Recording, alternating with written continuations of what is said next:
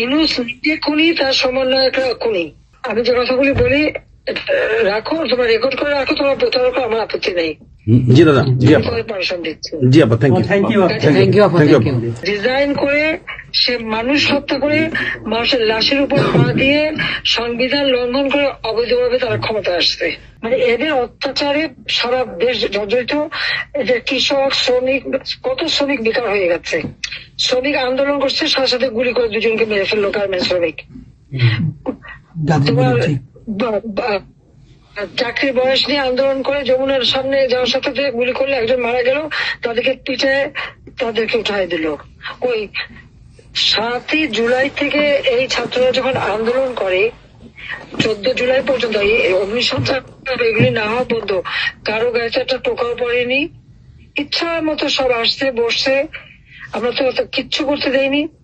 পুলিশের কাছে কোনো মেটাল বুলেট ছিল না, পুলিশের কাছে কোনো মেটাল বুলেট ছিল না।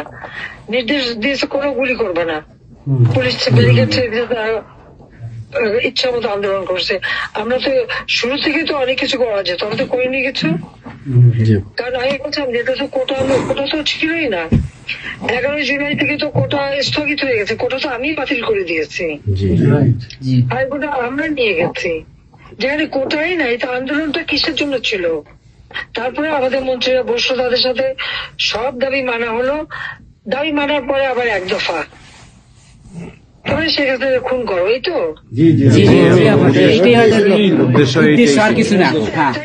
ছিল আমাকে হত্যা করা।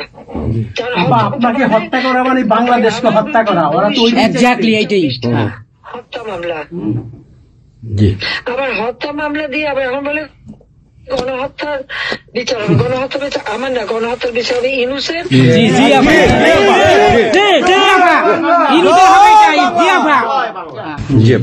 এই সমস্ত খুনের দায় দায়িত্ব ইউনূসকেই নিতে হবে, আর তার সমন্বয়করা। সে যে হত্যার সঙ্গে জড়িত প্রমাণ পাওয়াই যায়।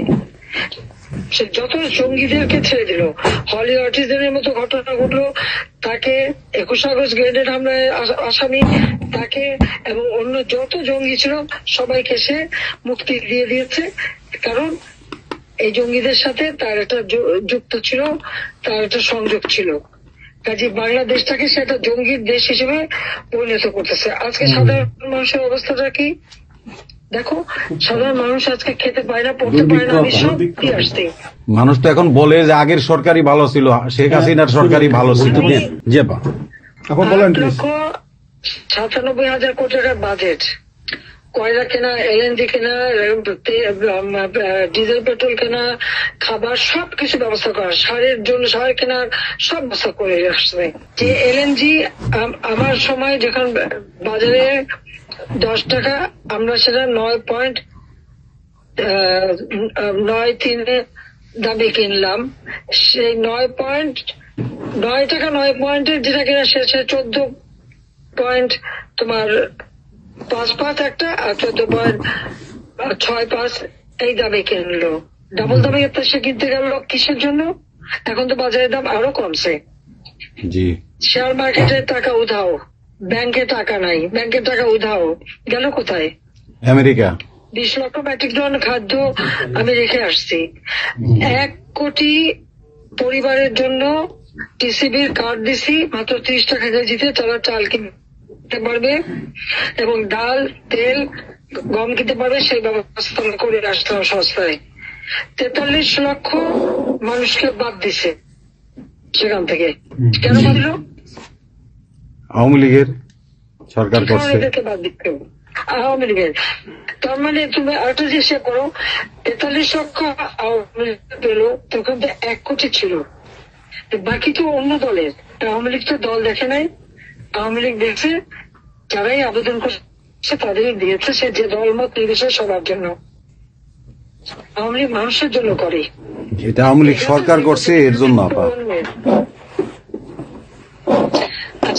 ছাত্রদেরকে সে তারা বিভ্রান্ত করছে।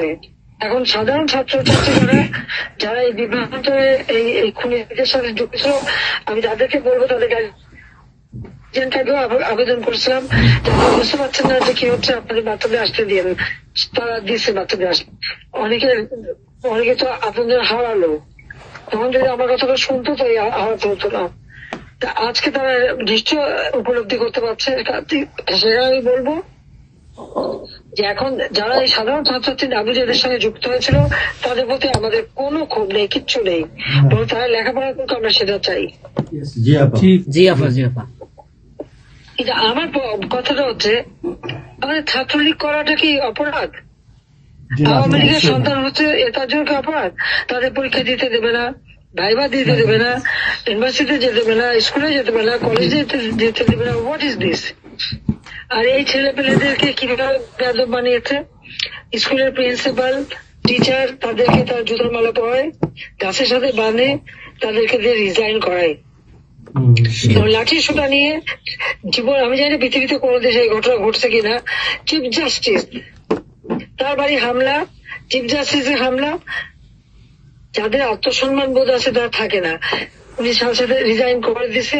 এবং কতজন মানে জজ তাদেরকে দেশবাসী ঢুকতে দেবে না, তাদের রিজাইন করার জন্য চাপ দিছে।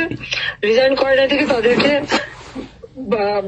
কোন কোর্ট দিতে না, তাদেরকে বাতিল করে দিয়েছে। ইলেকশন কমিশনকে বাতিল, আমাদের মানবাধিকার কমিশনকে বাতিল, আমাদের পাবলিক সার্ভিস কমিশন বাতিল। চাকরি দিতে পারছে না, চাকরি দিতে পারছে না। পাবলিক সার্ভিস কমিশন অচল করে দিয়েছে। এই ছেলেপেলেরা যাবে কোথায়? আজকে তারা কাজ করার সুযোগ নেই। একের পর এক ইন্ডাস্ট্রি বন্ধ, আগুন দিয়ে পুড়িয়ে দিয়েছে ইন্ডাস্ট্রি অথবা বন্ধ করে দিচ্ছে। ব্যবসায়ীরা টাকা আনতে পারেন না, যারা খাবার আমদানি করতে তাদের বিদেশে যেতে দিচ্ছে, তাদেরকে হ্যারাস করা হচ্ছে। ইনশাআল্লাহ হইবে একদিন, ইনশাআল্লাহ হবে, তার বিচার ইনশাআল্লাহ। আপা 152 জন সমন্বয়কের মধ্যে ওর বিচার আমি করব। একজনকেও কিন্তু গুলি করা হয় নাই বা কেউ গুলিবিদ্ধ হয় নাই, গুলিবিদ্ধ হয়েছে সাধারণ জনতা। তার মানে ওরা মারছে এগুলোকে। ইন্ডেমনিটি দিয়েছিল 15 আগস্ট হত্যাকারীদের। পুলিশ আমি বলছিলাম বিচার করবো, আমি বিচার করি নাই, করছি ইনশাল্লাহ। ইনশাআল্লাহ ইনশাআল্লাহ ভাই, ইনশাআল্লাহ দেশে বিচার হবে ইনশাআল্লাহ। অবশ্যই অপরাধীদের বিচার, জাতির বিচার শুরু করেছিলেন জিয়াউর রহমান এসে সে বিচার বন্ধ করে দেয়। এই যুদ্ধ অপরাধীদের উপদেষ্টা বানায়, মন্ত্রী বানায়, প্রধানমন্ত্রী বানায়। খালেদা জিয়া তাদেরকে মন্ত্রী বানায়, জি জি, এরশাদ তাদেরকে এমপি বানায়, আবার বানায় কি বলে রাজনীতি করার সুযোগ দেয়, রাষ্ট্রদূত করছে, রাষ্ট্রপতি পদে প্রার্থী করে। খালেদা জিয়া ভোট চুরি করে এই খুনিদেরকে পার্লামেন্টে বসায় রচিত্রে। আমি বলছি আমি বিচার করবো, আমি বিচার করতে পারছি, আল্লাহ আমাকে সেই সুযোগ। ইনশাআল্লাহ, জয় বাংলা, জয় বাংলা। এই ছাত্র হত্যার জন্য, জনগণ হত্যার জন্য, পুলিশ হত্যার জন্য আওয়ামী লীগের নেতাকর্মী এবং মাইনরিটি, হিন্দু, বৌদ্ধ, খ্রিস্টান কেউ বাদ যায় নাই। আক্রমণ করছে, হিন্দুদের বাড়ি ঘর মন্দির ভাঙছে, বুদ্ধিস্টদের প্যাগোডা ভাঙছে, সেখানেও তাদের ছেলেদের হত্যা করছে সেই খাগড়াছড়ি এবং রাঙামাটিতে। প্রত্যেকের উপরে এরা হামলা করছে, করে করে তাদেরকে মারছে। মাইনরিটিদের উপরে যে অত্যাচার, আবার দাবি উঠায় কি ইসকন নিষিদ্ধ করতে হবে, আর সংবিধান থেকে সেকুলার শব্দ বাদ দিতে হবে। কেন বাদ দিতে হবে? এই সংবিধান জাতির পিতা দিয়ে গেছেন, এটা লাখো শহীদের রক্তের বিনিময়ে পাওয়া। এদের কলমে কচো জিয়াও এটাকে নিয়ে খেলছে, এসবও করছে, খালেদা জিয়াও করছে, কিন্তু আবার আমরা সেই সংবিধান ফিরিয়ে এনেছি, মানুষের অধিকার আমরা নিশ্চিত করেছি। এবং এই সংবিধানেরই 7ম অনুচ্ছেদের গ, অবৈধভাবে অনির্বাচিত কোন কেউ যদি ক্ষমতা চায় তাহলে তার বিচার হবে। এবং ইউনূস, তার কোন সাংবিধানিক ভিত্তি নাই, সে অসাংবিধানিক ভাবে অবৈধভাবে ক্ষমতা দখল করছে।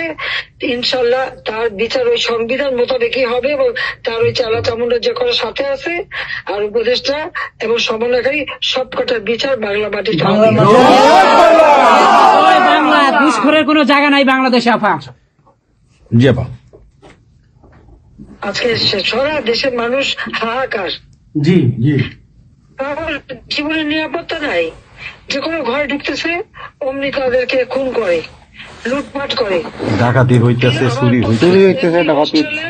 এই ছাত্র নামদারিরা এমপি হোস্টেলে যে সব তালা ভাঙছে, সব লুট করছে, মন্ত্রীদের বাড়িতে তালা ভাঙছে, লুট করছে, আমাদের প্রত্যেকে গণভবন থেকে শুরু করে সবই তো লুট করছে। এবং ইউনূস নিজেই তো গণভবনে গেছিল লুট করতে, ছবি দেখো না?